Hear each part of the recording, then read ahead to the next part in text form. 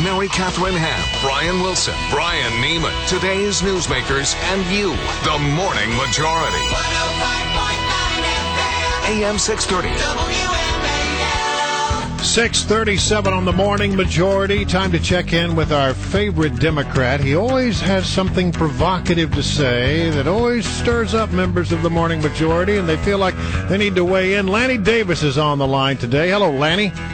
Good morning. I really try to think of things to aggravate you guys. I like your audience. It's you I'm after that I want to irritate. Well, let me just say, Lanny, from a personal perspective, I like you.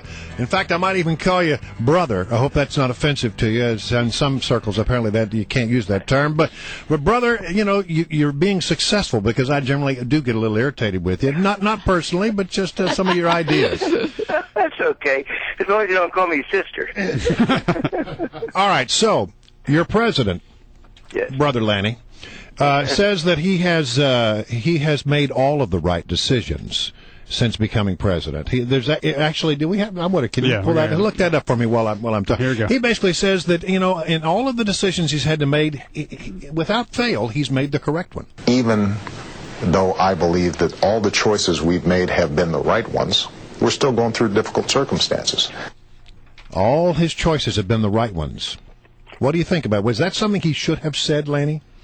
I think it's a little bit of an exaggeration from my perspective. I think most of his policy choices were the right ones. I think his tactical and political judgments are subject to some second-guessing by Democrats, but for the most part, his policy choices have been the right ones. But I wouldn't say all of them. I think that's not smart politically. I mean, he basically had to say just the other day that a good portion of Obamacare was unworkable, and he had to say we're not even going to try to go forward with that. His administration did.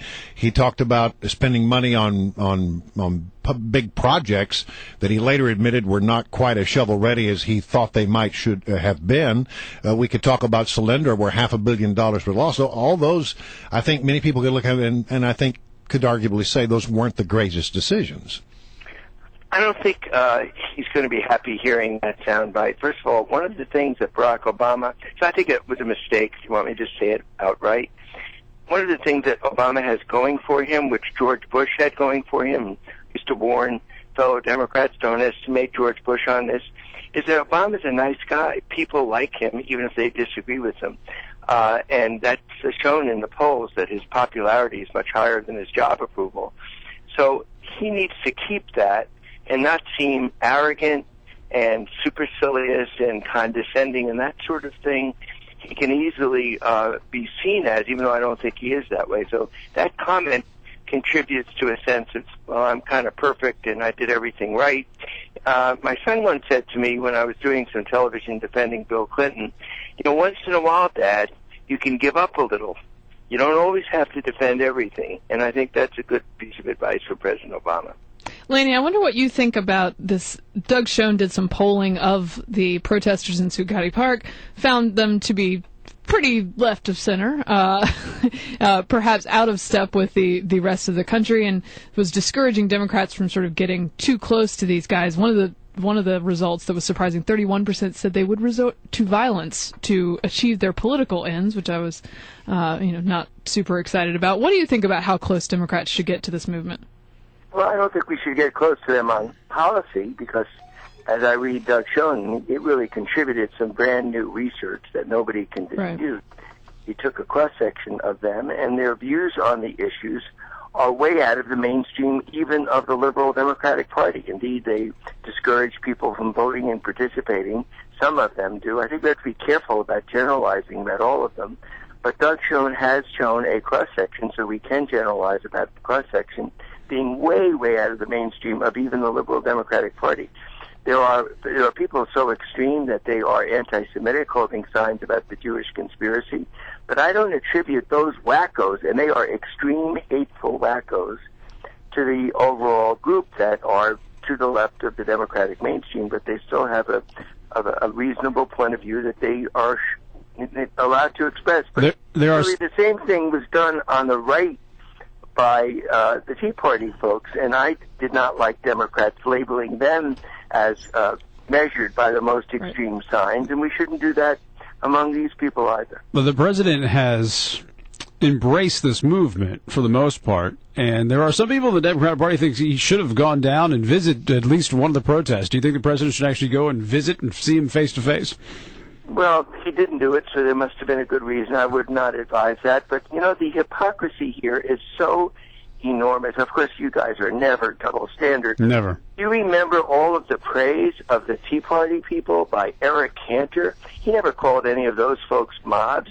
And there were some really extreme wacko haters among them, too. And I was the one who criticized Democrats for labeling them, because I think that was a genuine movement concerned about high taxes and big government. But there are extremes in every movement. So in this case, these folks are not my cup of tea. I'm a liberal Democrat. I'm not an extreme, prone to violence and prone to not vote and anti-political. That's really what Doug Schoen has proven is a cross-section of these folks. They're entitled to their view. I encourage them to express their First Amendment rights, as I did with the Tea Party people. But let's have the same standard and not call this group a mob and the Tea Party people. Hey, I would love to have the same standards. But I think what you're seeing when people react to Occupy Wall Street this way on the right is some extreme frustration with the fact that if there were, say, a handful of sexual assault allegations from Tea Party events, as there have been with Occupy Wall Street, it would be the only story in the United States of America. So I think that drives some of that, although I agree with you that you should not paint them all with a broad brush. There are double standards on both sides, and we are the rational middle, and you and I could make parties. There's the two of us. Well, I think the extremes are extreme more on the left in the Occupy Wall Street than the Tea Party. I mean, the Tea Party, the extreme to the Tea Party, I don't recall many people being arrested at Tea Party rallies. Well, I don't recall that. A few wackos at Tea Parties holding up Nazi signs and militia signs, and I criticize Democrats for picking them out and making them the whole thing. But I do listen. Doug Schoen has done something we never did with the Tea Party. We never did a poll of the cross section of the Tea Party people, and I think if we had, we would have found genuine anti-tax, anti-government conservatives, which is a tradition in our country. But what Schoen has done is really, and I think you have the point, that this group represents a nihilist version of politics. They booed John Lewis, one of the heroes of the civil rights movement. Some of them, and I'm not talking about a small sample now, are anti-political, don't think there should be participation in the political system. Right. I've seen them demonstrate against the WTO without telling me what do they have against the WTO. So there is now data to show that we can extrapolate and say that they're out of the mainstream even of liberal Democrats. Having said that, I think they have a right to protest. They have a right to demonstrate as long as they're following the law or engaging in peaceful civil disobedience, which is a Martin Luther King and the Gandhi tradition. All right, Lanny Davis, always good to have you. Thanks for joining us.